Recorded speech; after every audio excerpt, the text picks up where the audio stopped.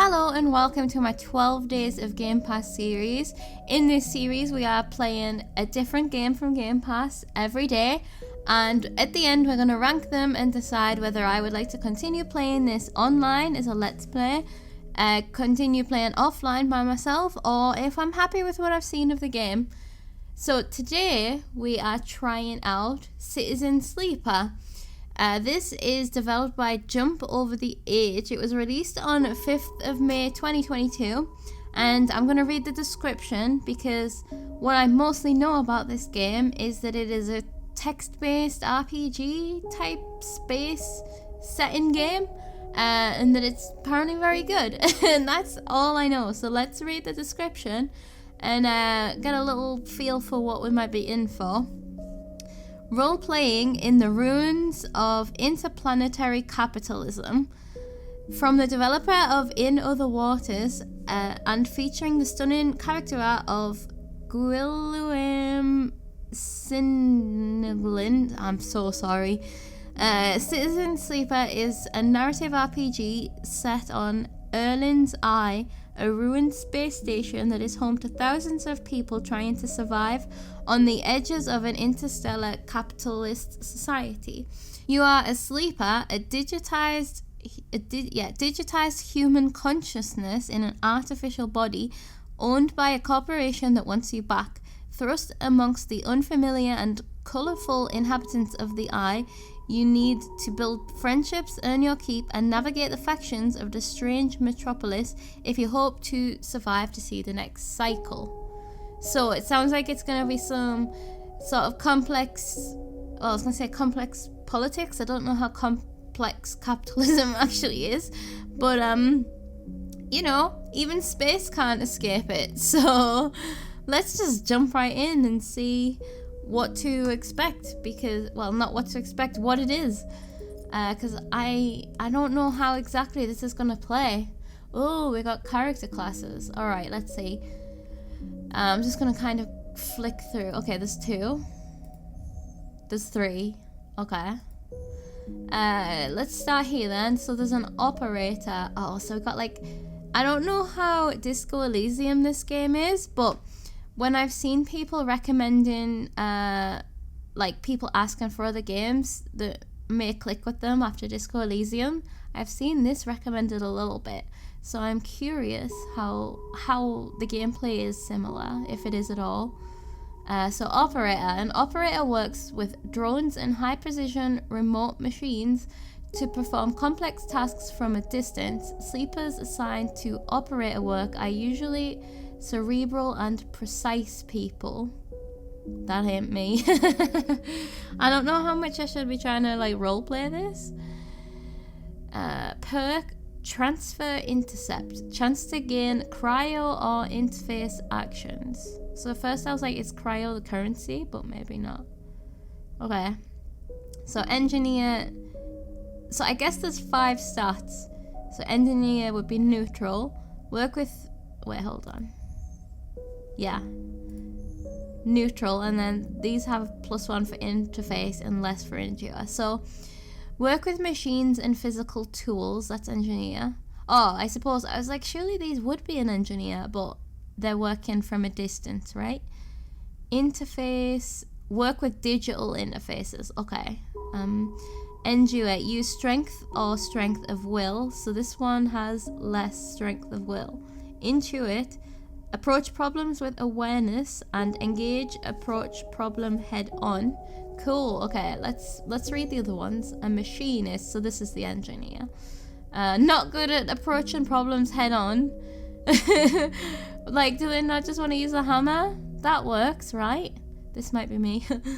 A machinist repairs and modifies automated systems used in industrial resource extraction. Whoa, this is too complicated to be me.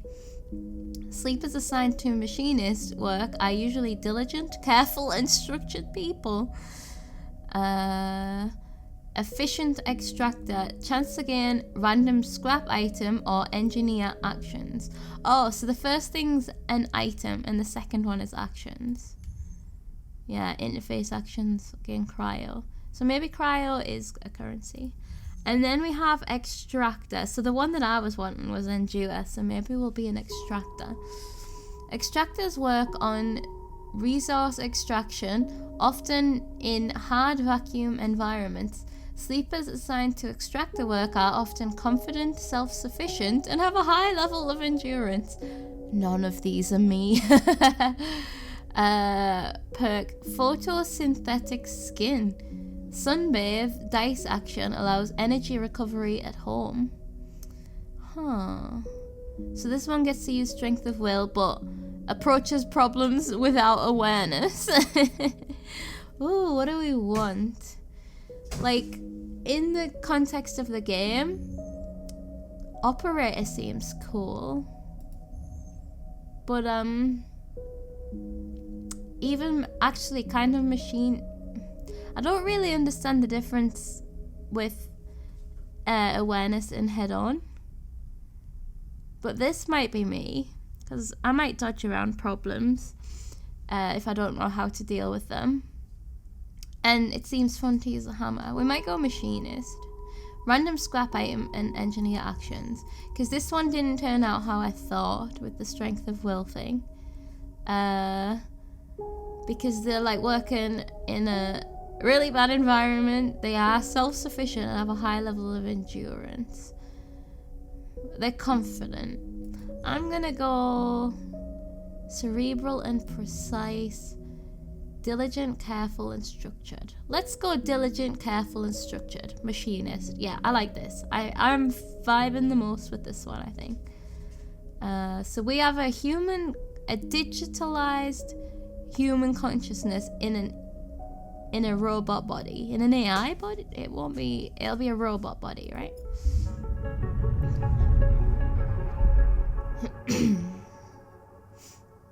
I love this loading screen because these are like 1, 2, 3, 4, 5, 6. They were on the opening menu. Unknown, where are you? Items and data. I assume this is gonna be all like clicking and not like Disco Elysium in the like walking around and stuff, but I don't know. The first thing you become aware of on waking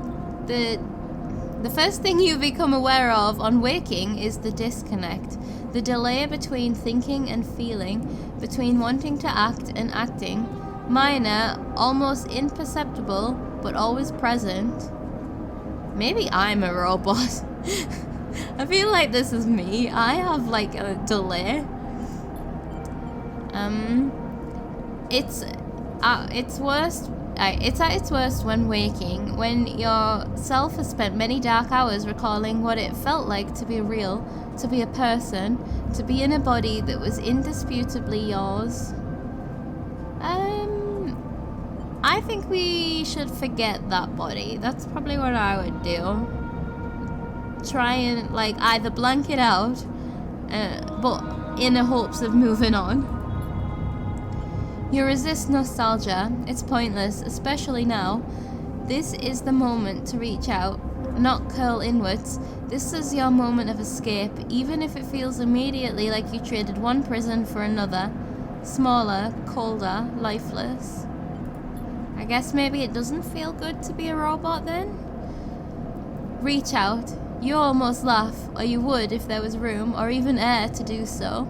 The walls of the container are immediately present, cold, hard, at your back and face, cramping your limbs. Are we in a coffin? You resist the desire to stretch, knowing that the claustrophobia comes next, and retreat a little from your central nervous system. It isn't painful, not like you used to know pain at least. That's a silver lining, alright. In emergency mode, pain is a message delivered with efficiency and ease, a reminder that harm is imminent. There is no insistent throb, no trembling nerves, just a warning delivered with the banal quality of a digital notification. Right now there are thousands of them. Ooh, so imagine if pain was delivered to you as a notification instead of like pain. I think I'd prefer that because I hate pain.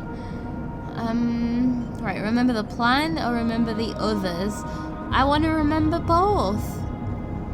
At the moment, I'm most interested in what we're doing. So let's do that. You mostly remember that it wasn't a good plan, but then your other options were limited. Oh, is this maybe our escape from the company that owns us? And once you got the itch to get out, by any means possible, it was either that or plan something much worse. At least it was simple. Collapse the shaft, drift away in the chaos, slip into cargo processing, seal yourselves into containers, then just hope the freighter left before you were missed. Okay, so there's a shaft, so is that like a mine? Like, were we working in mines or something? Or like space mines? So we caused a diversion, ran away and like got into like cargo. Cool. It sounds like we're in the cargo right now. Some were lost in the shaft, others never found the meeting point, only a few made it to the containers, but the freighter, as far as you know, left. That feels like enough to know that you might no longer be on that grim and heartless rock. Even if, in the airless hold of a freighter, you might freeze solid long before you reach any destination. So, we made it, lots didn't though. It sounds like it was an uprising, like, sort of, it was a group plan. And we were one of the lucky ones, so we gotta, like, try and not make the other sacrifice mean nothing. Let's try to rest. Waiting for the cold is too grim. We made it to the cargo. Let's try and rest on our journey. But you are restless. It has been a long time since you left. Surely weeks, maybe months. Oh my god, we've just been in this crate for months. You are dully aware of damage to your legs, your right arm. You have been reserving energy as much as possible, but your body has still needed to shut down many of its systems to protect you. You have spent much of that time asleep, knowing that anything else would be impossible to endure. Okay, so that's cool. We've kind of like our body, kind of like in a person, like in a real life body, like it prioritizes functions, right? Like in survival mode, it'll concentrate more on your inner organs at the expense of your limbs. So, but I guess it's a mercy that they're not actually feeling the pain, but that's why they are talking about how they are having like hundreds of notifications about the bad stuff because they have been in this crate for months. That's an anxiety in itself. You feel the weight of that impossibility begin to gather. It is time to sleep again, to nudge this false body into inducing delta waves in your emulated mind, and once again recoil into a dream where you were once a person. So, I guess if we're dreaming while we're sleeping, it's maybe like a screensaver mode. Trying to... It's kind of like a hibernation, right? They're laying low to pass the time so that they can survive until whenever it is that they finally get out. I mean, if we're in a cargo traveling through space, we could be traveling for years. Space is big, man. Time passes. The cold creeps further in. You feel something. Warmth. Not true warmth, but the indication of its presence. So we don't feel things, right? At all. It's always like, well, obviously because we're a robot, but it's an artificial feeling, and we're very aware of that. But maybe after like 1,000 years of being a robot, you might get used to it.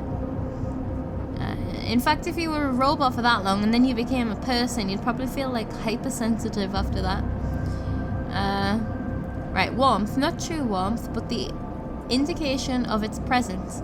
Your joints release from their rigor. Sound too, everywhere, screeching and shimmering so loud that your body ducks your head to protect its senses. Like a siren, like an alarm. Then light. White as the cold, softer and softer until in a haze of dirty yellow a figure appears. You are out. Oh, so was that the box opening and it was just like an overwhelm of senses? Ooh. Okay. So this is what we're on right now? Dragos. Pragmatic salvager. Is this a cargo ship? So here's cryo. Cryptocurrency stored in air-walled sticks of memory known as chits. Okay.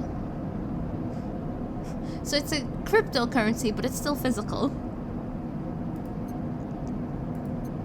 Okay.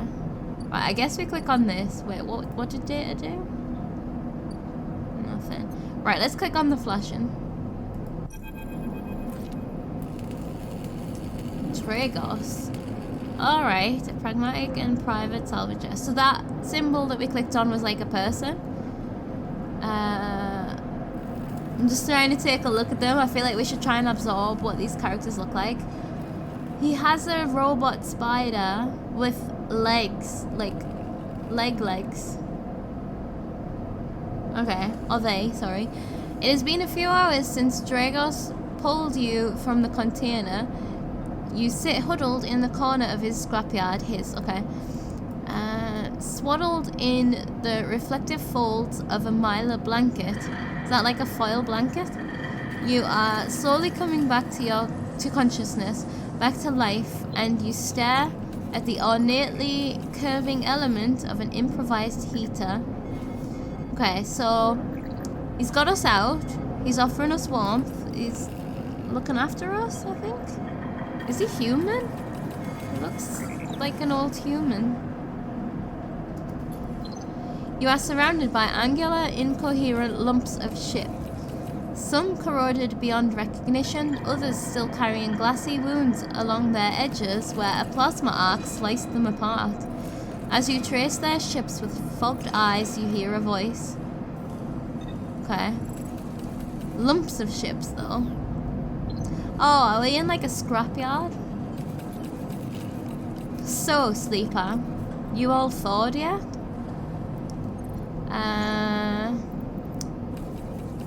Would we talk, or would we... I might just stay quiet. I feel like in this scenario, we're in a bit of shock. Never seen one of you come in like this. New frames must have better preservance in sub-zero vac. Seen more than a few of you frozen solid to hull plates or inside outer locks in my time. They weren't so lucky. So maybe we're like some new frames. We're like a newer model, and we've managed to survive sub-zero. No wonder we were freezing. Dragos comes into focus, shrouded in makeshift tech. His headset with its glinting eyes, the mark of a drone oh, is this the drone operator? On his shoulder, one of his symbiotically linked drones perches, its irising eye locking you with an unflinching stare, which is staring at this lens. So, oh, this is like how you... Oh, I bet he can see like what the drone sees. Like, that's cool. So, what was it called? Symbiotically linked means like maybe he's controlling it with his body, with his mind in there, instead of like a remote. Maybe. Last living sleeper that came through this yard was a while ago. They didn't last long. You struggle to read his expression beneath the tech, but he seems lost in memory for a moment. Or perhaps he's just figuring out what to do with you. What? Yeah, I think our first thing would be like asking what happened to them. He ignores your question. Oh, fine. I won't ask what led you to do it, to sell yourself to a corporation, and I suppose you can't go back. Your old body, that's theirs now, and you are just software, a rogue emulation illegally possessing corporate property. Well, it's not my... Well, I guess maybe I signed a waiver, probably. I probably flicked through some terms and conditions and just pressed accept. And what do you know? Now I'm in a body that's not mine. You nod along. You remember biometrically signing the forms. The cold floor on your feet as you padded to the sleeper cells. The promise of a life off-world. But as you do, you get the now familiar sensation that these aren't your memories. These are things you know, but not things you feel. You are no longer that person. You're an offshoot, a copy. So back on Earth, I guess, our real, like, original mind thought, like, let's have a life off-world. Maybe we didn't think of the consequences. What you won't know is what's ahead. At least the last one didn't. There's no easy way to put it. That body of yours is falling apart. It's the same for any sleeper who makes it out. As an ARP wants to protect their property, but if they can't keep hold of you, well then no one can. Oh, so yeah. They are bastards. They can't have us, no one can. You remember that too, or at least rumours of it from the other sleepers. Planned obsolescence. Something. A built-in dependence on irregularly administered supplements that were part of your routine. Stop taking them and your body begins to shut down, separate from your emulated mind. That is so cruel and messed up. How long has it been? How long do you have? Oh, that is messed up. But for now, sleeper, you are one of the lucky ones. So we're gonna have to try and source some of these supplements just to survive. Dragos glances up and away towards the glassy dome of the yard. The eye is the best place you could be right now. I'm gonna ask, even though you ignored my last question. The station. You'll see soon enough. Dragos impatiently shifts his way. Look, I've got things to be getting on with. He trails off. There's an old freight container I've been using as storage out in the stacks. We haven't been pulling in much valuable scrap these days, so you are welcome to it. Oh, I get my own freight container? Something wells up inside of you. Emotion, fatigue. You shakily get to your feet. Okay, let's go and clean up, I guess. Do robots need to clean up? I'm not sure. Alright, you head on up there. You look like you need some rest. I've been resting for months. And with that, Dragos stalks back into the Rex. His drone's already converging on a rusting hulk.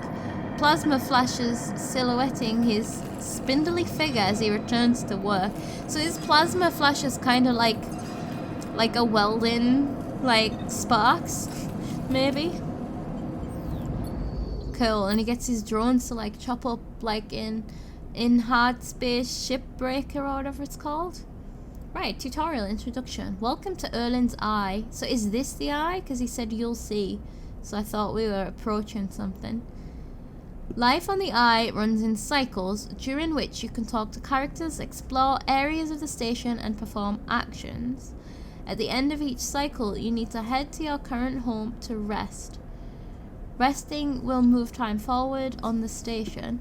Okay, so it's a day. A cycle is a day. And we end the day by sleeping. And probably everything we do takes time or action slots or whatever. Head to the empty container location to rest and end the cycle now. Select locations by pressing on that icon. Okay. So this is my empty container. Okay. Machinist, view character. Oh. 0 upgrade points. So we should also remember this is what we look like. We have these like hands that have like extra tentacles coming out. That's handy, I guess. Oh, we have a drone on our shoulder. I'm guessing that's a drone. It looks like a kind of pop. Okay. So when it says drones, I don't think it means like flying cameras or whatever. Like how I imagine a drone, it's like little worker bots, right? Maybe. Although they probably like can fly a bit in space. They probably have some sort of thrusters. So we can... Let's have just a quick little... So we know about these. 1 upgrade point, 2 upgrade points, 3 points. So we can upgrade these. Oh, so we can like upgrade engage to 0 if we want to. We can also... This is our +1, is engineer. So the next thing will be +2. So yeah, this is the chance to... Okay, and then chance to gain cryo. So we could upgrade that if we wanted, once we get skill points. Or upgrade points. So we can do all of these things that the other characters could also do. Cool. Dice sections display potential positive and negative outcomes. Ooh, I like that. Okay. Chance to gain energy after any engage action. And then these are like, we haven't got any of these yet. Discounted by 20%. Reroll all of your dice once per cycle. Keep 2 dice even when condition is breaking. So this is all going to make more sense when you get further into the game, I reckon.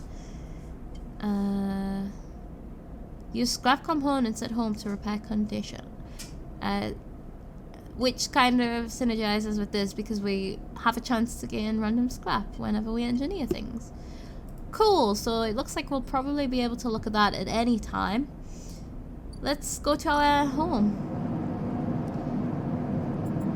So, per cycle, energy condition, end cycle. All cycles need to end, rest, and prepare for the next one. Okay, there's not really anything else to do, so...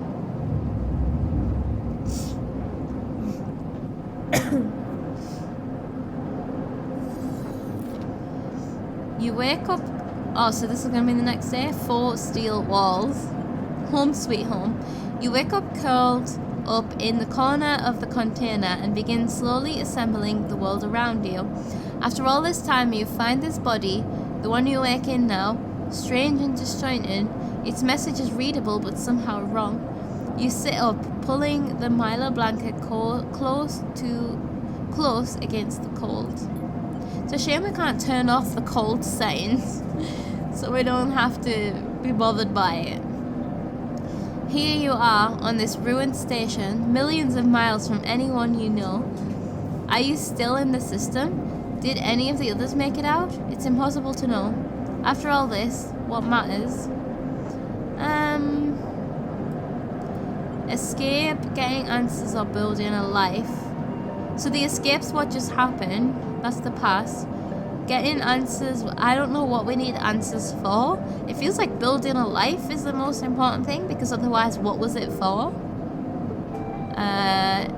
Maybe getting answers is more if you know what the questions are, but I don't really have any questions right now. It seems like we willingly signed up for this. Building a life seems like the best. I don't know. Maybe you did get lucky finding yourself here. Maybe here on the edge of everything, there's a life for you to build. But before you can build anything, you need to learn to survive. Maybe if you can do that, you can make a life for yourself. Dragos has left a few comforts in the container: the mylar blanket, the bedroll you slept on, a canister of water, a makeshift electric stove, and some faded sachets of some desiccated powder. Love me some desiccated powder. Do we need to eat and drink as a robot? I mean, I don't know what powers us except those supplements. You thumb the power stud of the stove and begin to boil the water. The contents of the sachet smells like damp wood, and you sprinkle them into the liquid. As the pungent smell washes over you, images from your restless sleep come back to you. A ring, like the station, but skeletal and ghostly. A web of threads pulling at your skin. A constellation of bright polygonal shapes, like angular suns burning into your mind. God, we are having some trippy ass dreams. There's something unpleasantly visceral about these images, and it's long after you've finished drinking before they begin to fade. You tidy away the stove as best you can and try to gather enough energy to greet the day. Maybe the sachet was the supplements. I don't know how they would have them though, but we're gonna have to find someone who smuggles them. Okay. It did seem like it was bodily.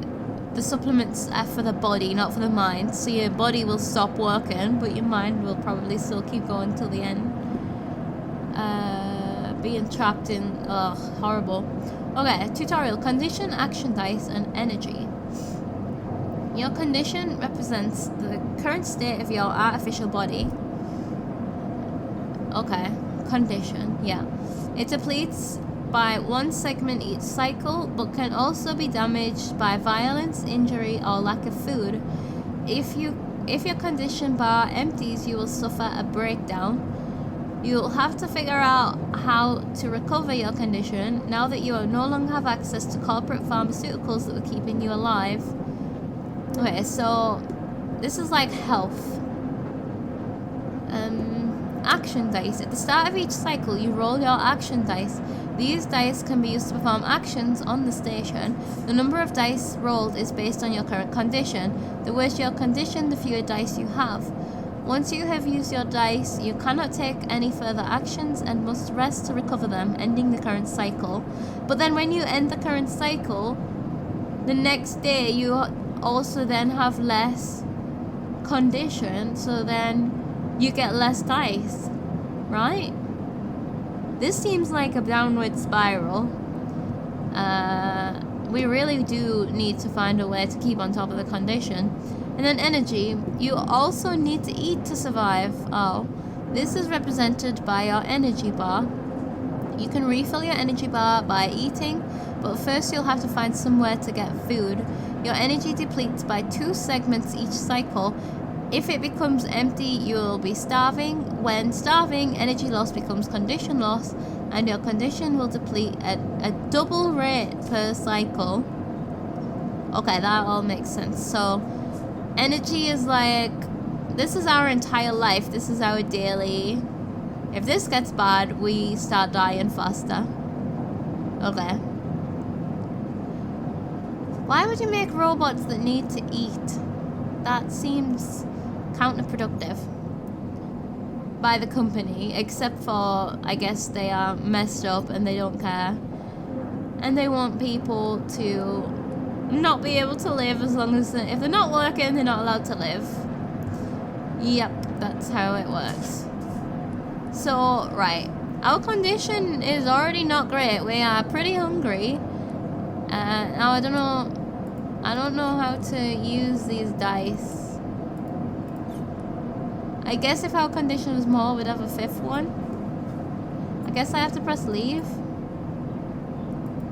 Yeah, I don't know what these arrows do. Is this my container? Where's my container? It could be here. I'm not sure. Okay. I don't know how we use our dice or what it all means just yet. Dragos is stood in the corridor when you close up the container.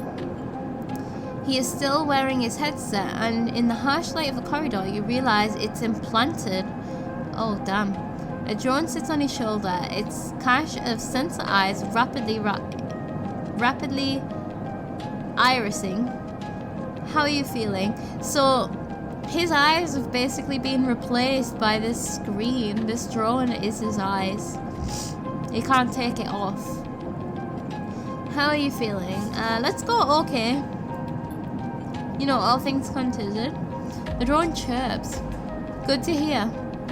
You notice that beneath the operator's rig, his skin is marked by burns and blotches. I know the container isn't much, but it'll keep you safe. He pauses. I'm not gonna chit-chat too long. You well enough to work? I want to know what kind of work. I'm not just gonna be like, sure. So this guy has had a hard life. Like, look at him. Like, and he's covered in burns and stuff as well. Not an easy time in space. Look, I'll be honest with you, sleeper. I didn't pull you out of that container out of the goodness of my heart. At the yard, it's simple stuff. We hack these old hulls down, sell them off to the shipyards or the bright market dealers for cryo. Occasionally, we pull out some tech, something with a bit more value, but most of what comes is scrap. Okay, so we're scrappers. It's hard to find good hands here, but I figure as a sleeper, you'll be used to some manual labor, and obviously I'll slip you a few chits of commission based on what you turn up. Okay, so we know that chits is like money. We can ask to get the dialogue. These, he pulls out a handful of small metal bars. Air-walled cryo, isolated from the market. It's what we use for trade out here.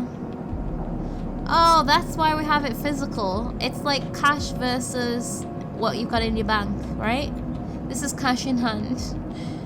Gotcha. He shuffles his feet nervously. Look, I wouldn't usually do this. In my opinion, you'd be best suited moving on as quick as you can. And sleepers, well... Huh? But things being the way that they are for me at the yard, I need the help.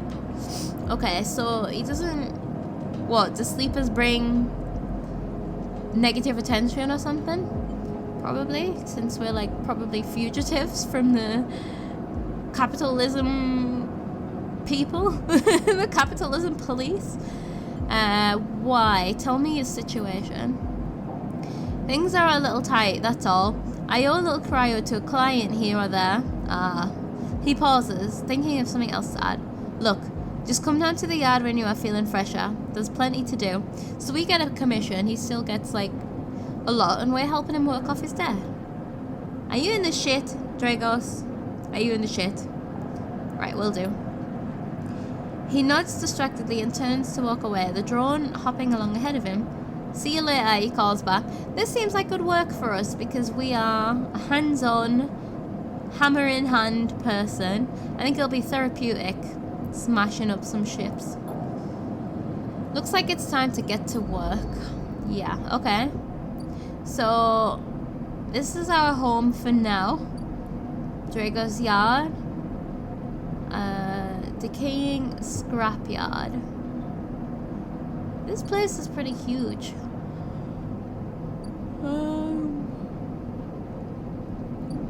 So this has got like a repeat thing or something. We have these dice, which I still don't know how to use. Alright, actions. This might tell us. Actions are the primary way you interact with the world of Citizen Sleeper. To perform an action, click and drag your chosen action dice to the slot. Oh, are we going to have to like manage? So if we have a high number, like a 6, that we've rolled, we're going to have to decide when is the best time to use it? Something like that. Right, so drag in the chosen one. Actions reward you with clock progress, energy, condition, or items depending on their outcome. There are 3 types of outcomes. So the positive, the action goes better than expected. Neutral, the action succeeds. Negative, the action fails. 6 is 100% chance positive. 5, 50% positive, 50% neutral. Oh, 4 and 3, there's a chance to fail. 1 and 2, 50-50. Okay. Damn, so if we got a day where we rolled all 1s and 2s, that would suck. And you need to kind of save your 6 for a thing that you definitely wanna succeed at. Oh god, this is a juggling act. This is cool. Repeatable action. So I guess that's what that circle with the arrows was, means repeatable action. So we're just going to spend all of our dice today doing these repeatable actions. And then if we succeed, we might get some energy or food or clock progress. I don't know what that means. Might get something back from it. So, but if we fail the action, we might get hurt. Even the rustiest hole can hide valuable components and materials. Extracting them means cutting carefully and skillfully. This is just an example anyway. Oh, maybe getting clock time back means like it took quicker than expected, so you can do more actions or something. Right. So 1 is type, either critical or repeatable. Critical actions can only be performed once. So this is like white or red checks in Disco Elysium, if anyone's familiar with that. Like, critical means you gotta win it. So that's when you want to use your best dice, probably. 2 is the risk. Safe, risky, or danger. So, so a safe thing, you probably then, you're good to use your lower dice on something that's safe because you're not going to get consequences for failing. But if it's risky, we could lose money or energy. And if it's dangerous, this is when you want to use your best dice because we lose condition if we fail. Holy shit. Or even if it's neutral, we lose shit. Damn, okay. I understand. It's going to be hard to remember this, but I'm following so far. Skill. The skill that this action requires, either engineer, interface, endure, intuit, or engage. So, so we're an engineer, so this one would be better for us to do than this one. Gotcha. And then we're going to be leveling these up, so we're going to get better at these actions. And then for the modifier, either -1, 0, +1, +2. This is added to the action dice. When slotted and improves its value. Some actions require a +1 to perform. So if we put like a 3 in there, it might be up to a 4. That's what I think I'm understanding from that. Okay. That was a good explanation. It would be cool if there was like if there was like a way to bring that back up. Never mind. So, we are now at the scrapyard. What do we want to try? So this is the engineer one. So this feels like... Oh, hold on. Cycle clock. These are pointing at both of these. And this is pointing at the location in the environment. So, a debt called in. Dracos is tied up in something ugly, and if he misses a payment or two, things could get nasty. And, back in business, every salvager knows that they are always just one lucky haul away from the next payday. So, this is regular work, and this is stuff we're gonna have to constantly be doing because we're underneath like a loan shark. So, this one is safe, this one is risky. So we probably want to use our good dice on this one, right? Oh damn, I wish I could bring that screen back up that had all that information on it. Because I know that this was 100% chance to succeed. I feel like these colours are telling us maybe 3 is 50% neutral, but that's not it. 3 was 25% chance to fail, right? And if you fail a risky, then you might lose money or energy. But this looks more like 50-50. Yeah, because 2, I feel like this should have some red on it. 2 was 50% chance of neutral, 50% chance of fail, right? So we would only want to do 2 on this one, right? Oh, it tells us when we insert it. Can we can uninsert it. So like, I feel like we want to use our 2 on this because there's no consequence if we lose.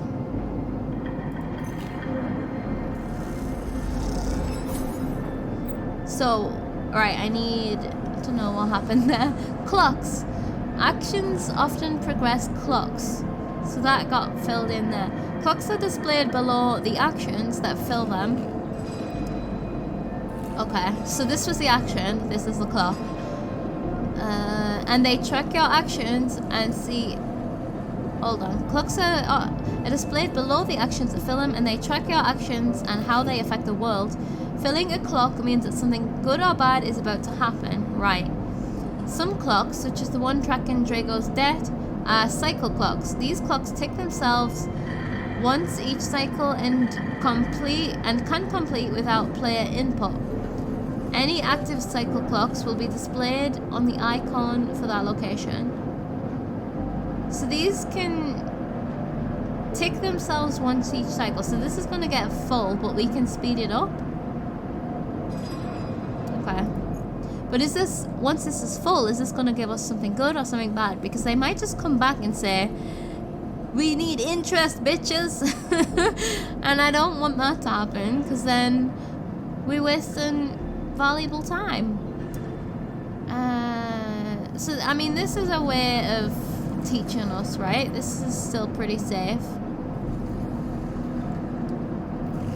So there's still that 25% chance of failing, so I don't want to use any chance of failing on that one. Oh, but because this has a +1, should that not make it 4?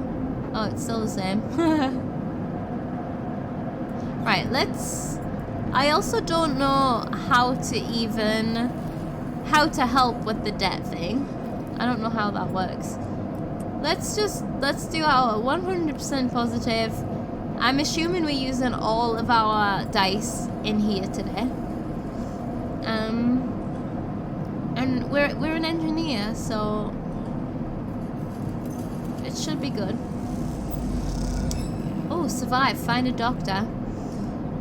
Uh-oh. Maybe I should have saved that. In Citizen Sleeper, you will unlock drives as you discover more about yourself and the world.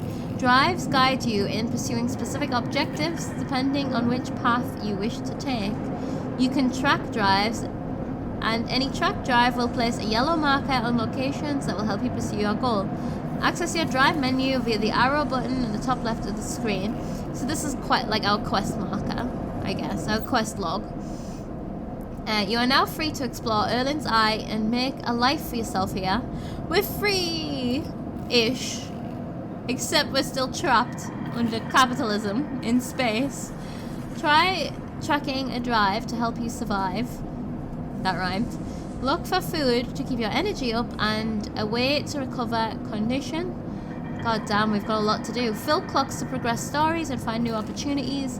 Remember to end cycle at your home when you are out of dice. Okay. Use a mouse wheel or WS to scroll along the station. Rotate the view with A and D. Okay. Okay. Back in business. Oh, we got 2 for that. And money. We're rich. Okay. So active. Repay Dragos, which is maybe... back in business and survive. We haven't completed any yet. Dragos pulled you out. The salvage had set you up. Perhaps you can repay his kindness in time. Oh, this would be helping him pay off his debt. Okay. I mean, he only saved us to help him. So basically, we are still owned. The goal of this game is to become truly free. You need access. Can we ever be truly free? Not really, eh? You need access to corporate pharmaceuticals, otherwise this escape attempt will come to a rapid end. Find a doctor. So, right. Let me just leave here. I'm sure we can come back. Because we now have this. Rotunda wet dock. We can scroll. Ah, whoa, this is a big place. Remember when I was like, this is big, when I was only on a little bit of it? And then we can also rotate. Oh, cool. Oh, that was very slow. And then as soon as we move up or down, we unrotate. So this is... what is this? Assist a shipbuilder. You don't have the connections, but you do have the skills. If you can get a shipbuilder to notice them, you might be in. Oh, so this is us like working our way up. The only way to get to know the shipyard is to work there. No tourists here. Okay, so we're gonna progress our career on the scrapyard. So these ones are repeatable, but they're also yellow, so I don't know if these are to do with the doctor. No, this is to do with the doctor. This one's flashing. Like flashing, as opposed to just flashing like the other ones. So, let's work our way up and see what these things are. Helium Crossing. Merchants willing to run the gauntlet of the helium system are rare, but those that do always return eventually. What? I don't know what that means exactly. Wait, was that like dangerous? Oh, it's not even an action. Maybe we're gonna meet people here, like travelers. Old Dock Terminal, Rotunda. Steel dock plans. Dangerous. Oh, we should have used our 6 on that. Havenage Security have plans to have plans. No, have to have plans. Stealing them would be the fastest way to get to know this place. And the most dangerous. Right, well, getting to know the Rotunda doesn't just mean new places to visit. It means keeping your eye on new arrivals too. So this would be like... What if we fail that? We're gonna lose trust because are we just hacking the place? Explore the Rotunda. The Rotunda of the old docks is filled with passageways and concourses leading to all kinds of docking bays. Risky. Havenage run the Rotunda and their security watches the docks. Better to avoid attracting their attention. Is Havenage who we're running from? Or is it like Drago's boss? Maybe. These are the people who take the cut from Dragos, who takes the cut from us. Right, Dock B2. Salvage Sortie. Take several cycles to reach the starward belt and return. It's loaded with scrap from the old wrecks. Oh, so this is like a multiple day trip to walk all the way over here. But we might get some scrap. And then, so the doctor's up here. Right, let's just check this one first. Low End Gate. Pay Low End Toll. After some spaces caused some trouble in Low End, Yatagan have imposed a toll for entry. No one gets in without paying. Cost 60. I mean, we're nearly... not really nearly there, but you know, ish. And then we have... Ooh. Ask for direction. So this is to get to the doctor. Why... Oh, and this is a -1 because it's engaged. Why wonder when there are hundreds of people that live and work within the bright... Hundreds of people in the bright market. All you need is the courage to approach them. So this is the bright market because it's all lit up and stuff.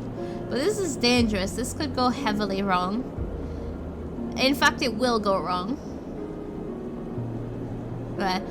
The smells, sounds, and buzzing activity of the bright market makes it a dizzying space to wander, but an enticing one too. So, there's a big chance that we could mess this up. Well, there's a 25% chance.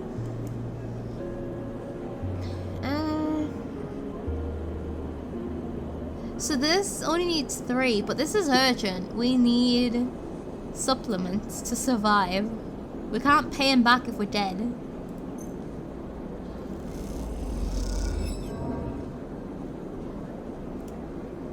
%25 chance.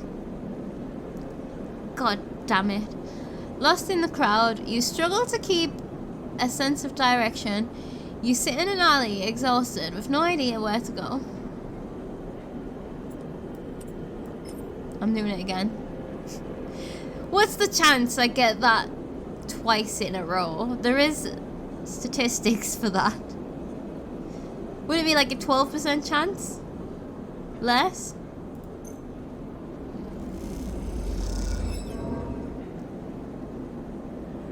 Oh my god.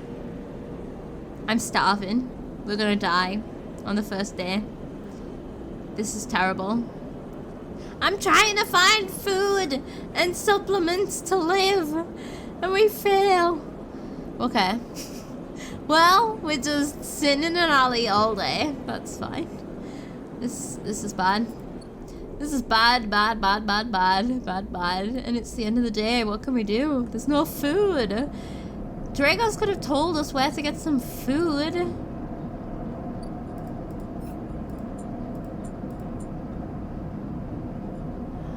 God, okay. This is a good start. Right, we're gonna just have to go home. There's nothing else we can do. Do we have any skill points? No.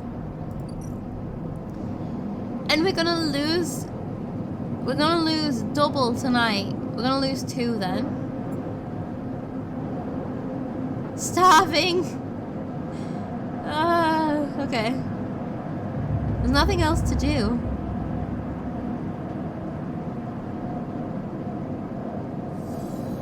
Yeah, so we lost 2, I was right.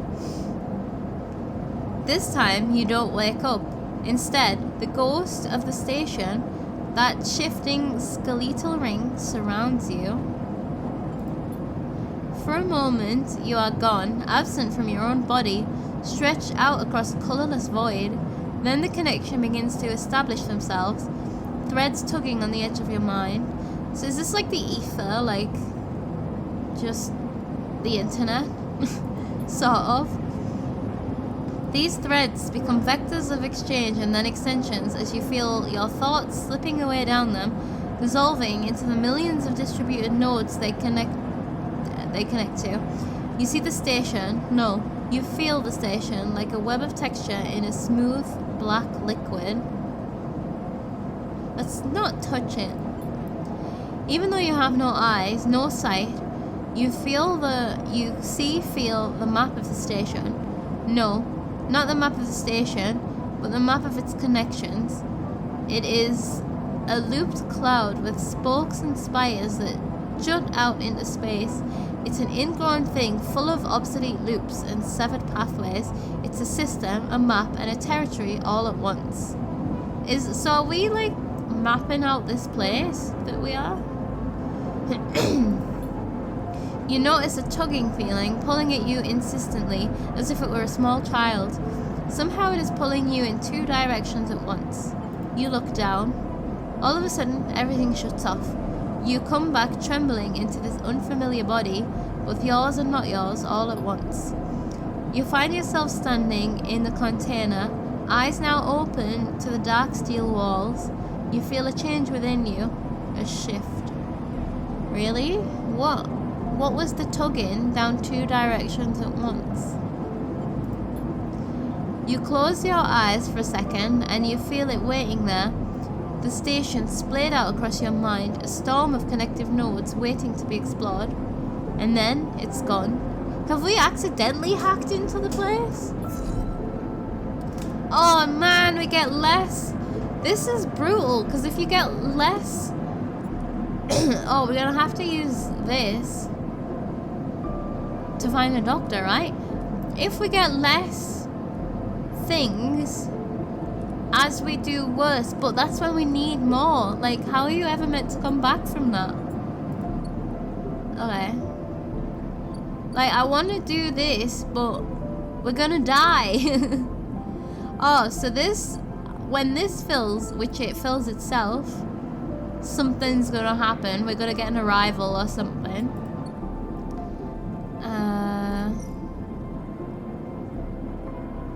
And this one. Oh, so in 3 more days, the scrap's gonna... Oh! The Starwood Belt isn't the name of this dock. It is a place the ships have gone to go and get scrap. Okay. Oh, and that's gonna be new jobs. Okay. I see. I understand. This is where they haul in the shit, and then down here we... I was gonna say decapitate it. Whatever you call it.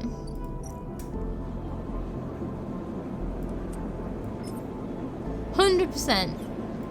What if we ask someone? There's still a chance that that's neutral. And danger, neutral, we still lose stuff. So let's just do this one. I mean, I could have used my 3. It couldn't have happened again, right? I'm not that lucky. Okay, positive outcome. Well, that was 2. We still need another one. Okay, are these the same? These are the same.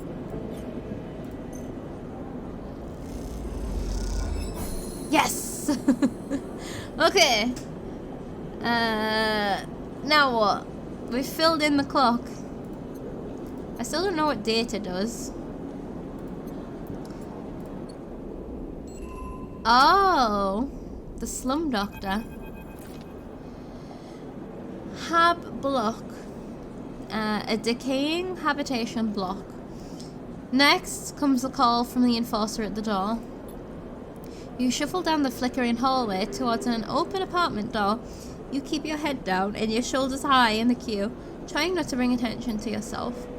You are thankful for the tip-off that the doctor was operating out of this place, but now that you are here, you aren't so sure.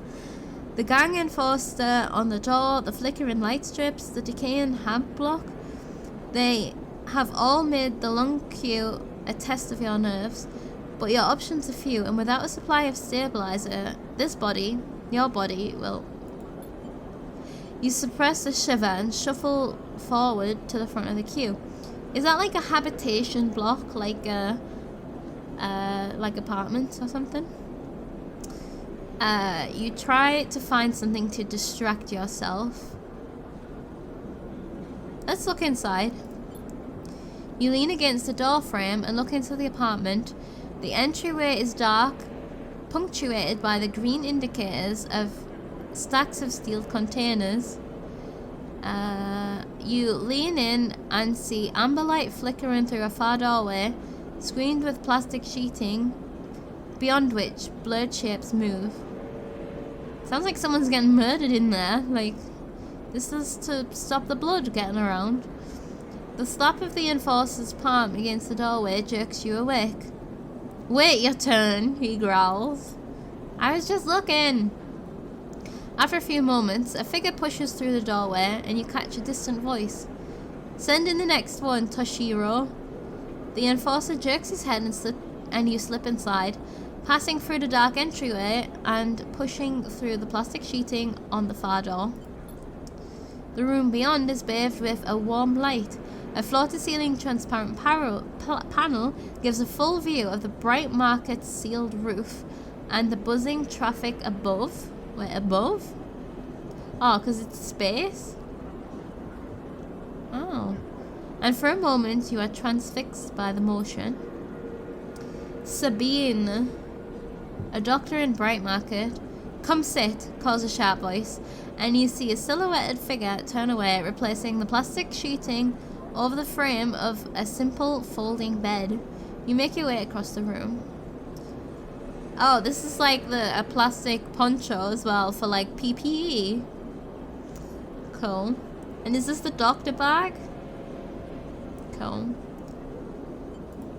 The figure turns and as they do, you see an expression of confusion flash across their features. They open their mouth as if to speak. They blink, and then quickly regain their composure. Confused, because we're a sleeper? Please sit.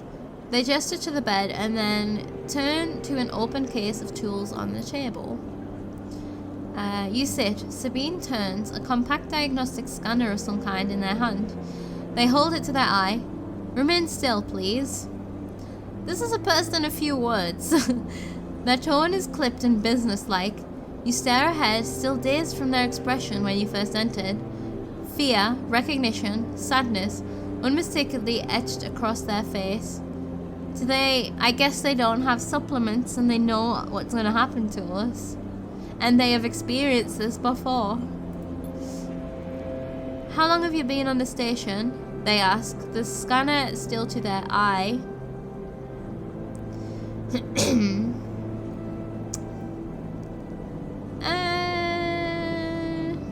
I mean, if we're paying, I don't know if we are paying to see the doctor. I mean, I can say a few cycles and say we haven't even eaten in that entire time. But I also feel like not answering, but we need to get the most out of this appointment. A few cycles. They nod. It's good you came to me. They set the diagnostic scanner on the table. I'm going to start by assuming you don't know anything. They take your arm and roll up your sleeve, inspecting your synthetic skin. Your body is dying. They say it without ceremony, without drama, but not without empathy. S&ARP doesn't like to see its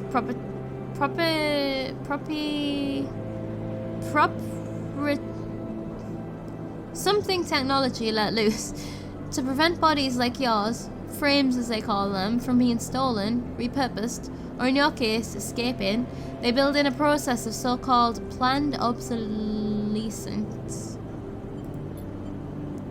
Frames decay rapidly when not regularly injected with stabilizer, one which S&ARP remains the sole producer of. They look up. Sound familiar? Yes, I'm just going to say yes. They are businesslike and empathetic. I feel like the best thing we can do is just answer the questions. We don't need to know how they know this. Good. That may help. Oh. So they are the sole producer, but maybe there's some sort of knockoff? They swapped your other arm, running some thin metal device over your skin. You feel your forearm tremble. I'm sorry, Sabine says, and you're unsure if they mean for the cold touch of the metal or everything else. Probably both. Emulations like you, sleepers as most people know you, aren't classified as people in any of the surrogate systems. You have no rights, no status.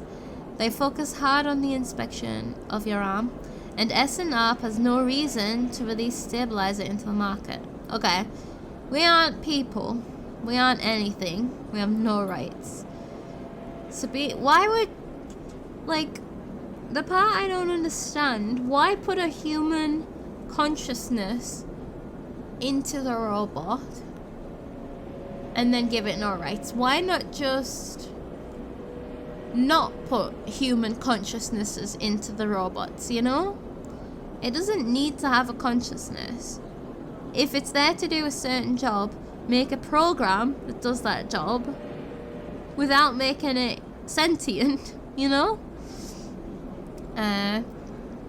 We probably paid for this anyway. We probably paid for them to use us. Sabine looks up as if to apologize again, but then stops themselves. I know little of this is of use to you. They turn away, disassembling the metal instrument and cleaning it. Silence fills the room as Sabine works, and the silence gives way to tension. You stare at their back, willing them to say something. Anything. Sabine turns to face you. I may be able to help you. They sigh, and you see the darkness under their eyes, hear the fatigue in their voice. They gesture to the door. So I may be able to help you wasn't the thing I expected them to say. But the fatigue and sadness means they have definitely tried and failed before. They gesture to the door. You saw Toshiro outside? You nod. He works for my benefactor, Yatagan. They are influential in the low end. They give me this space to work, run the door, and take the profits. Yeah, these are the ones that have made a toll or whatever in the low end at the top of the ship. So they give me the space to work, run the door, and take profits. Yeah. At the same time, I have to fix up their enforcers, tend to their implants, sew up their wounds. They look away. So this is like they are also being used. But Yatagan has connections. Smugglers from the Steward Belt. The Starward Belt, not the Steward Belt. Starward Belt deliveries coming in 3 days. Mercenaries working for the corporations on Ember. If they can source the stabilizer, maybe you'll have a better chance. Okay. Okay. Are we gonna have to get... Oh god. Are we gonna have to get to low end so we can find the smugglers? Sabine sets down their slate. Their notes complete. This is dangerous and it'll be expensive. But I think we can do it. I am gonna ask why now. Yeah, why help me? Sabine walks away to the window, their face dappled by the shadows of passing drones. Let's just see if this works first. I'll let you know when I have a lead. Okay. Do we have like a mobile phone? You nod and leave. Sabine's still staring out, unmoving. When you reach the lower level of the market, you look back up through the panels of the roof to see if you can see their face, but the room looks dark against the lights of the market. You duck your head and walk off into the crowd.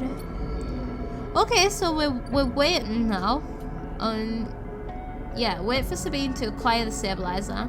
So they are going to acquire it for me in 3 days. So am I going to get stabilizer every 3 days? Maybe. A street food vendor. That's what we need.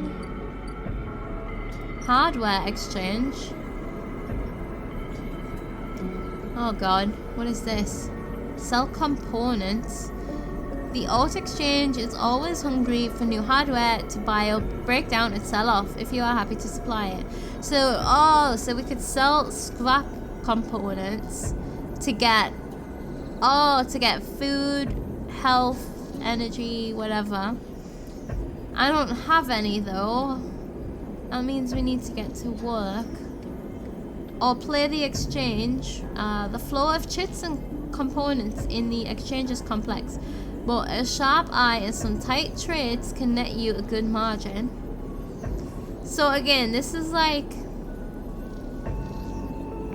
Is this like stock market shit?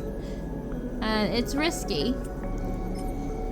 And we could lose our money. No. I can't afford that right now. Let's check the street food vendor. Memphis. An imposing street food vendor. Okay. That's a lot of food on your back. I enjoy that they have a vegetable rack on their back. That's funny. Memphis is busy, his broad face uplit by the makeshift gas burner in front of him. With precise, delicate movements, he lays thick chunks of marinated fungus into a dented wok, his other hand idly tossing a metal bowl of sliced vegetables and some red fleck dressing. The smell is incredible. I enjoy that the tool belt has like kitchen tools in it, like a spoon, a giant spoon. That's funny. Wait, is that gas? For a stove? And water? This guy is prepared. You watch as he fulfills a set of orders, heaping the fungus with bright salad and depositing it in plastic trays. A stack of chits rattles in his apron pocket as customers file past the burner, handing over payment. Let's watch. Despite the queue, Memphis doesn't rush.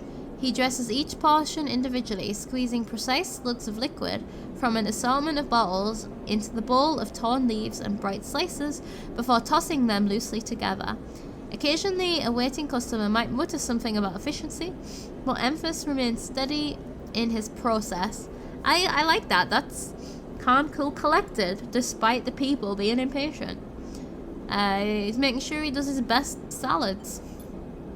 After a while, the queue fades back into the crowd, and Memphis sets down his metal bowl and looks up across the burner to see you, watching him. We've been spotted. I can feel your eyes burning a hole in my bowl. Free sample? Yes, please. I'm gonna nod. He gestures neatly. Come over. The smell is almost unbearably strong as he cooks. The earthiness of the fungus, laced with something so spicy the smoke makes your eyes water. I would die.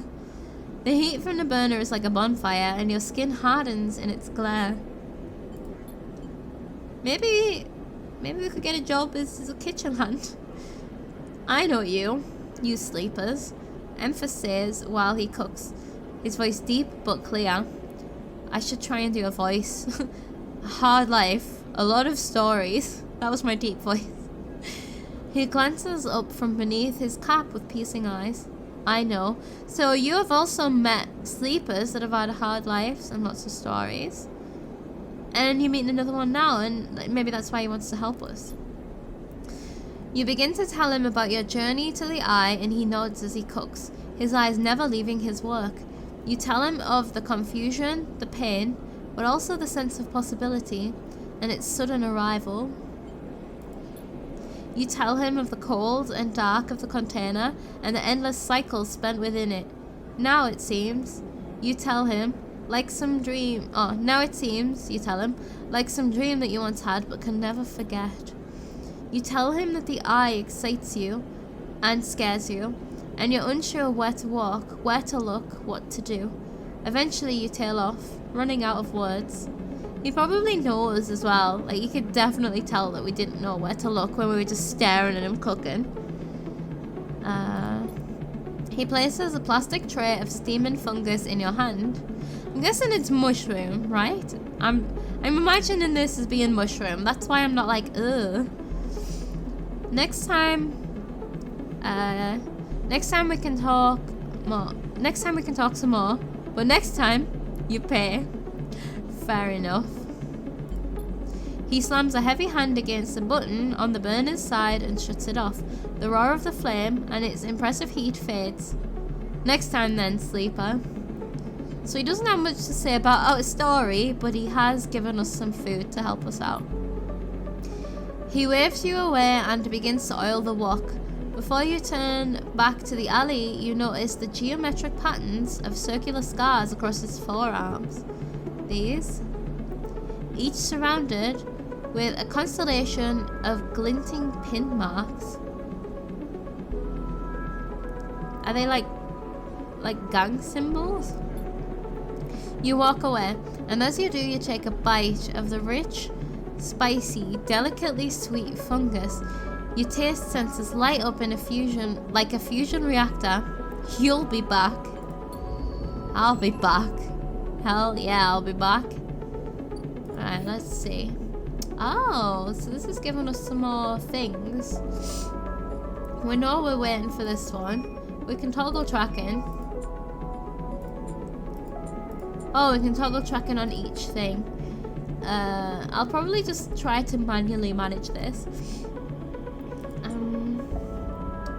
Get to know Emphas. Emphas loves two things, stories and food. Maybe if you supply him with both, you can hear his story. I don't think he wants my food. Or maybe he wants to give me food while I tell him stories. I'm gonna pay him to feed me and listen to my stories. Okay. Not today. That gave us 3. So if we lose 1... I can't remember... No, we lose 2 overnight, right? So then we'll come back tomorrow and get it up to 3. And if we keep doing that, eventually he's gonna warm up to us. And build a ship mind. You've heard talk of a fabricator owned by the Art Exchange. With that and a few fragments, you could build a ship mind core. So gain access to the Art Fabricator. I don't know what that is exactly. That's this.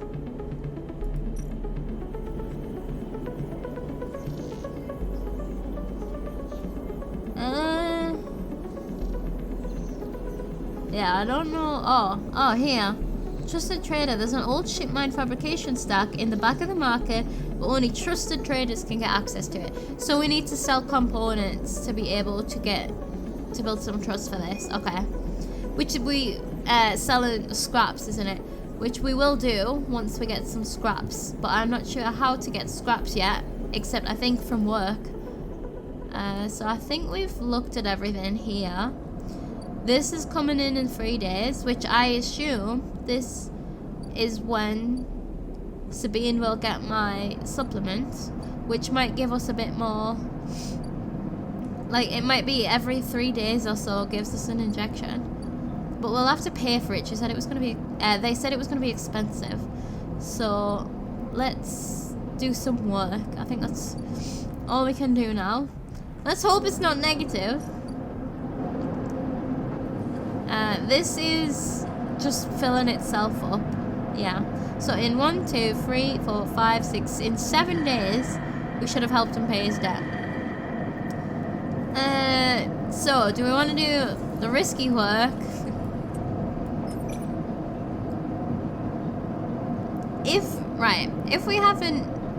If we're guaranteed a neutral on a risky work, I can't remember what neutral is on risky. I need that screen back up. That's the one thing. I wonder, actually. No, it's not. I wish there was just an option to bring that information screen back up, and I still don't know what data is. But we are engineer, so that's the +1, I guess. Oh, this is a 5. Oh, it's turned into a 5. I see. Whereas here, it's just a 4. Oh my god, well, it's a no-brainer. Yeah.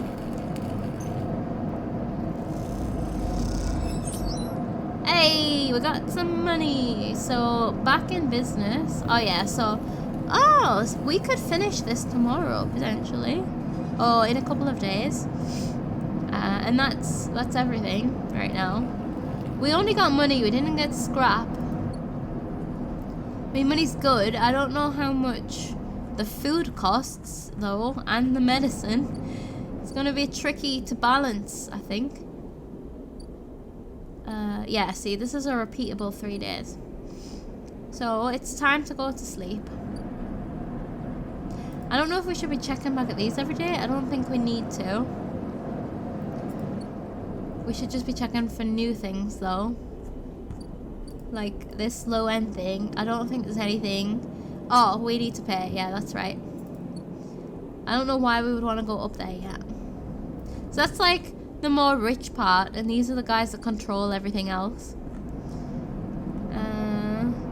But I mean, once we do a couple more work days, we'll have more money for that as well. Although we'll then be paying for our medicine and our food, so maybe not. But we won't need to eat every day. If we get 3 and we lose 2 every day, we'll be able to skip a day occasionally. And we might find energy in our job or with scraps or something. Right, let's pop home. Right, we are getting towards the end of the video, but I want to do a little bit more. Let's end this cycle. So at least we should only lose 1 condition today, right? Because we lose 1 per day. 2 food, yeah. Again, the skeletal ring of the station fills your mind. It sparkles with glittering light, like stars reflected in a winter lake. It is clearer, crispier than before. What is the skeletal ring? Like, I was imagining a circle. It sparkles with glittering lights like stars reflected in a winter lake. It is clearer, crisper than before. The threads still pull, but you remain in place, flickering in the flow. Between the threads, you see bright shapes, caches of shimmering light beneath transparent crystal forms. You follow the path of the thread across the ring, through these forms, then leap off into the void. You begin to understand. These are nodes and connections, a map of information, of communication. These are our neurons. There are so many layers, so many loops that it seems almost impossible to pass. But you begin to try. Let's focus on the nodes, because the threads join the nodes, right? The nodes are glassy, bright, but in all this flow, the only solid and fixed points. You approach one, a pyramid or a triangle. Dimensions are difficult here. This is like this is a description that sounds visual, but it's not really visual, right? This is an in-mind experience. Like, this is a feeling, right? We're exploring our unconsciousness, kind of. We're feeling it. You approach one, a pyramid or a triangle. Dimensions are difficult here, and lean close to it. Inside, shifting layers conceal a tangle of threads, a meeting point of exchange. But before you can glimpse any further, the glass clouds and The glass clouds and hardens, cutting you off. The threads and nodes, passages and puzzle boxes, one leads to another. There is so much here, so many answers, so many questions. All you need to do is follow the paths and open the boxes. You look out across this ghost landscape of exchange and see an opportunity. This is the hope, right? That's lit up in our brain or something. We're starting to understand our body, maybe, or our void. But then that insistent tugging again, pulling at you. You look down again and see two lines, two threads pulling in different directions, as if they were tied around you. The first or the second? The second. The second thread leads in, pulling deep into the station. Your gaze follows it, and this time you see something. A sphere shimmering above a stage. A strange angular body. A pulse shoots out from it, passing over you like a torch beam, tasting you. Okay. The first thread leads out, away from the station, into the inky black. Someone out there is tracking you, hunting you, following the thread to you. They are in a ship, and the ship is approaching with ever closer each cycle. Are we sort of having some sort of neural connection with some wireless thing and actually getting some real-time information? You open your eyes. Time is short, or it could just be us logically putting together that someone is looking for us. So the second thread led us deeper into here, which is our current home. How strange. And we are awake again. Hunted. Someone out there is tracking you, following your trail. Won't be long before they arrive. 1, 2, 3, 4, 5, 6, 7. We have 8 days. Okay. Let's have a look about. We're still in tutorial mode. We're nearly 1.5 hours in. I mean, that isn't a complaint, and it's a lot quicker if you're reading in your head. But there's a lot happening here, and it's great. I'm loving it. Right, the cloud. Something has changed inside you. You can now access the data cloud of the Eye, a network of decaying protocols and data caches. While there, you can use dice and items to access systems and extract data. So we kind of seen this, right? But be careful, these networks are old and strange. Click the I button at the top of the screen to toggle this view on and off. Oh, I don't like that. Havenage agent, keynode. Are these spies? Solheim gate, keynode. Are we gonna throw them off our trail by hacking into these things? Alright, I should click on one. So this spy.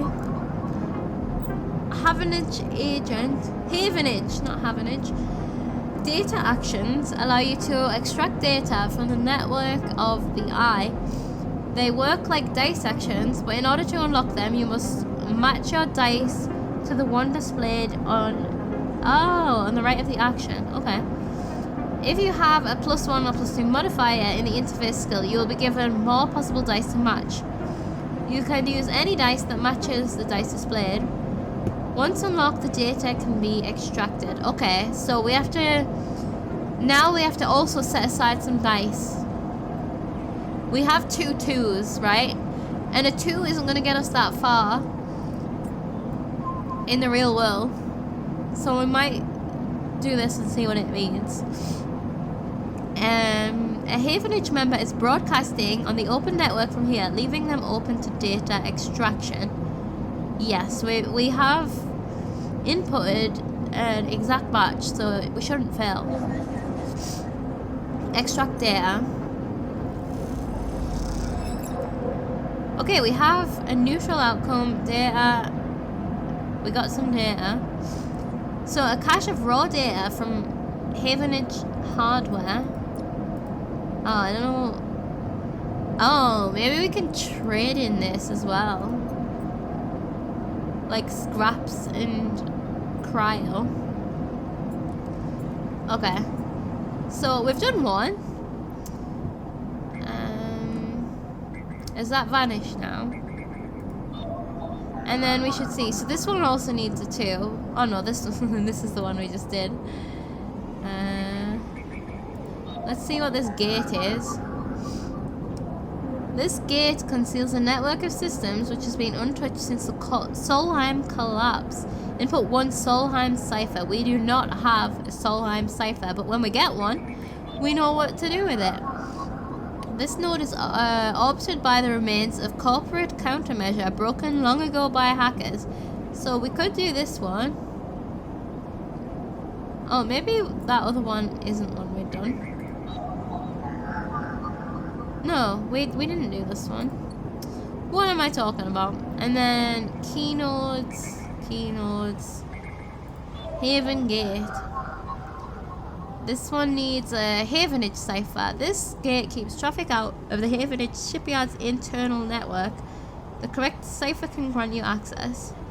Okay, so we want to get into their network. We get all sorts of informations. Okay, so... so now that's what data is, right. Is this... Have we rotated? Yeah, I'm confused. No, we haven't. There's home. Okay. We only have 2. Oh, I was like, did you see? I was like, this one changed into an eye. They're coming for us. But it was just because I'd literally scrolled it like that, and it was just an unfortunate placement. That's funny. So this is coming in 2 days, which also means our medicine is coming in 2 days. We're gonna be hard up until then, but let's check out the food stall. It costs 15. Okay, fungus fan. Emphas doesn't trust people easily, but he notices his regular customers in his own quiet way. I like Emphas, I think. He gave us food. He likes stories. Seems kind enough. Another person, a few words. I mean, let's buy some mushrooms. Emphas's spiced fungus is one of the few things potent enough to stimulate your limited taste senses. It's incredible stuff. That'll bring us up to 4, and then we'll still have 2, so we don't particularly have to eat tomorrow.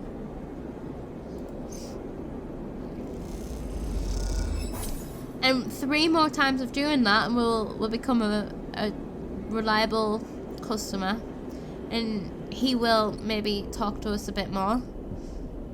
Cool. Okay.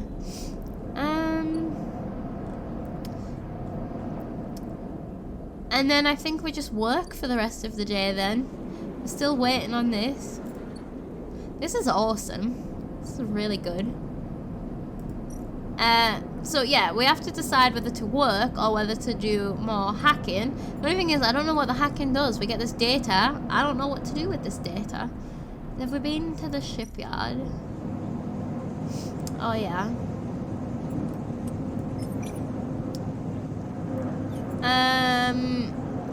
There's no point in pursuing this yet when we're so close to the other one.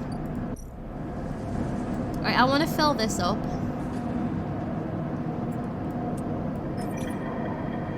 Oh god.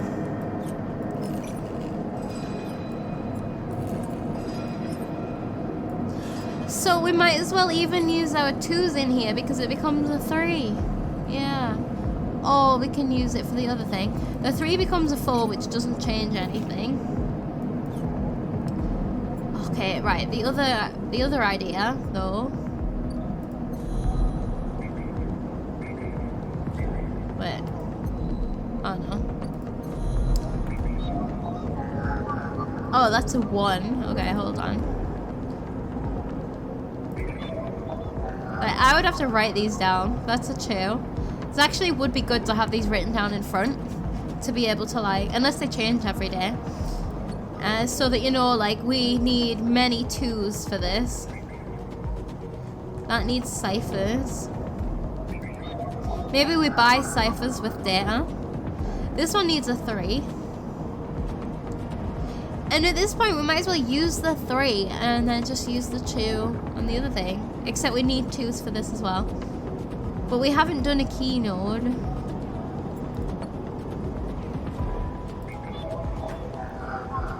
That one's a 1. So we need 2 1s, 2 2s, and a 3, I think. Something like that. But I'd like to work. Because I don't know what the data does for us yet. I feel like I'm playing Yahtzee. It's cool.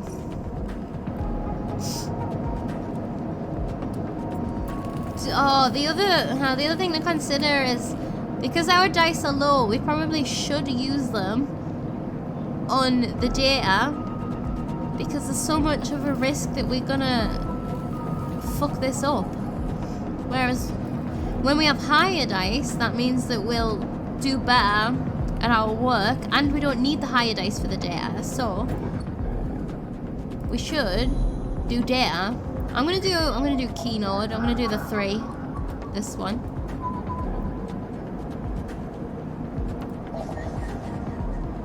Did it not work? Oh yeah, it did. Extract data. I thought we failed. 1 encrypted key. That's different. Alright, what do I do with these things? The cloud. The data in the data ghost of the eye. As you drift back from the node, something latches onto you. A thread strung tight around you. It tethers you in place. A taste. The voice makes you shiver. It's a source somehow both distant and close behind your ear. You see a distant glint of light shut off, and then suddenly a shape is at your side. It stalks around you, circling like a shark, like a wolf. Entity unknown. Astringent processing. Stay still, I think. Please hold. It's a tentacle doggo. Right? Oh, it's a hunter. Oh. Sentient protocol unraveling. I was so excited. I wanted to pet the tentacle doggo. The thread around you thickens. It's not a thread, it's a tentacle. Until it is a ring, a cylinder, a tunnel of light circled around you. It is blinding for a moment, and then it is gone. As it fades, you see a figure, a creature in front of you. Its strange head flickers between different angles, reading you. Did we just go to, like, data jail? What are you? The shape paces around you on livy legs. Life? Though there is no ground here to pace on. Entity identify. Origin, serial, cadence. The figure faces you expectantly. Oh no. I don't understand.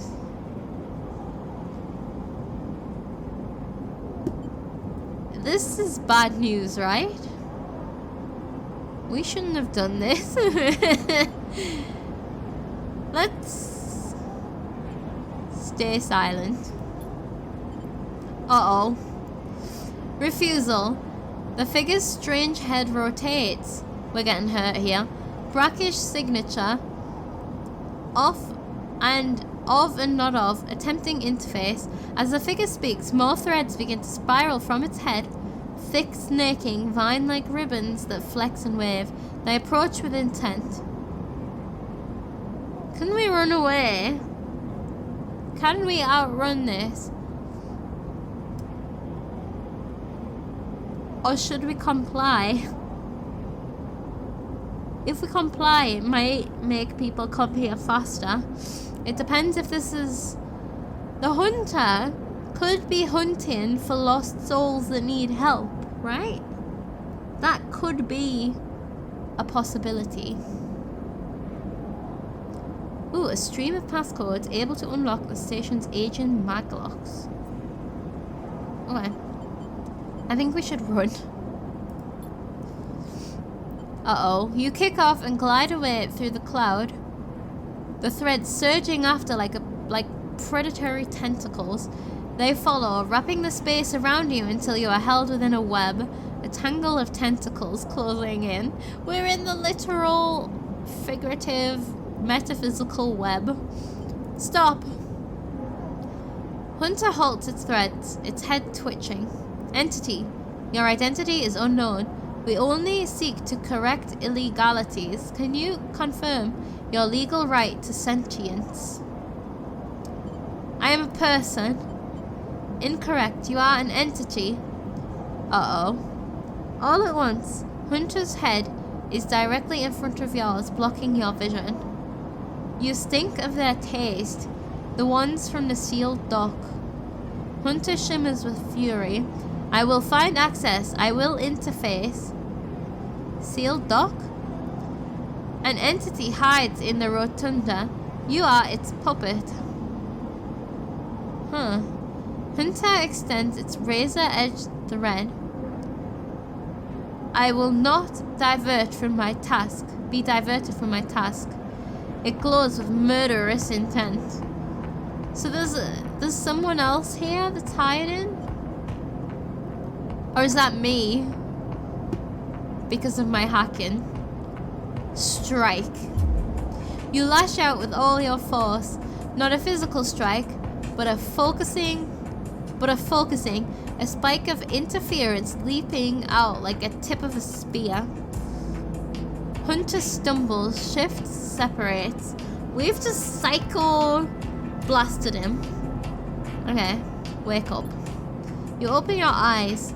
Blinking back onto the station light is shaking with fear. Technically, this shouldn't hurt our body then. Physically, this shouldn't affect our condition. Okay. Well, let's GTFO out of there. Oh, get the fuck out of there is what I just said.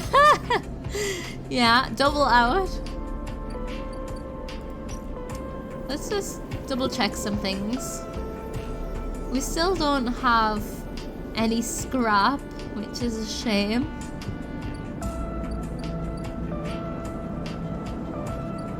So apparently there's an entity in here. Explore. Oh, we are gonna lose that. That's bad. No, bad. So, this is now giving us a reason to be doing this. Like, Havenage run the rotunda and their security watches the docks.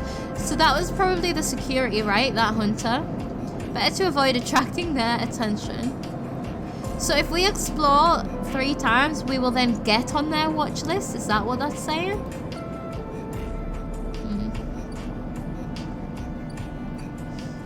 Let's do some honest work.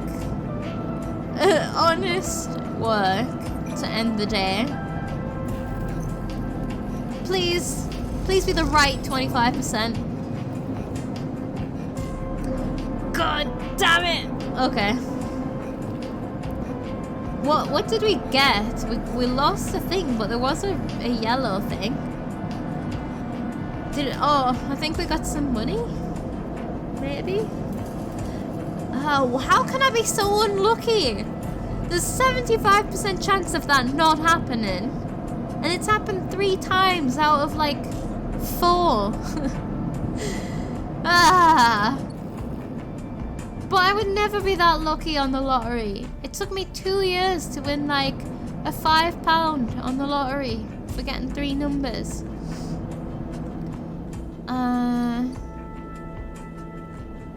Alright, that's everything we can do today.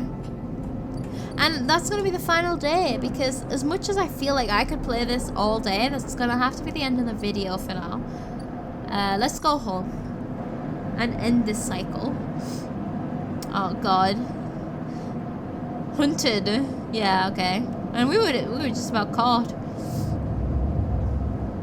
I hope it doesn't happen in our sleep.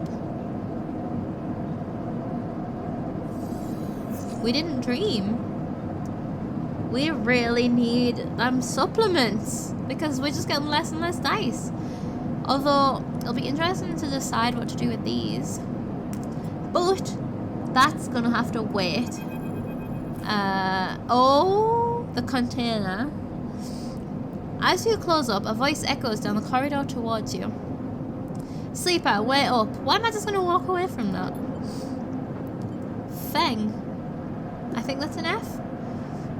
Oh yeah, Feng is coming down the corridor towards you, a wonky grin on his broad face. Hey, glad I caught you. So this is Feng. Havenage.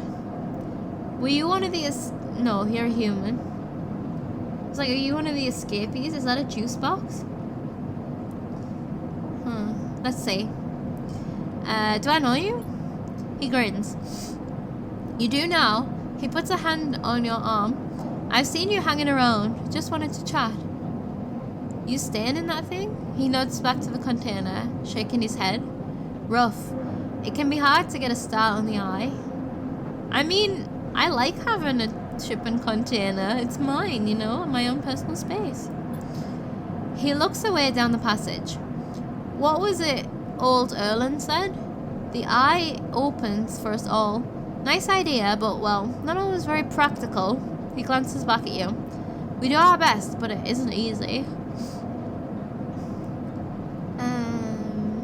Erlin? You pass together in the main walkway.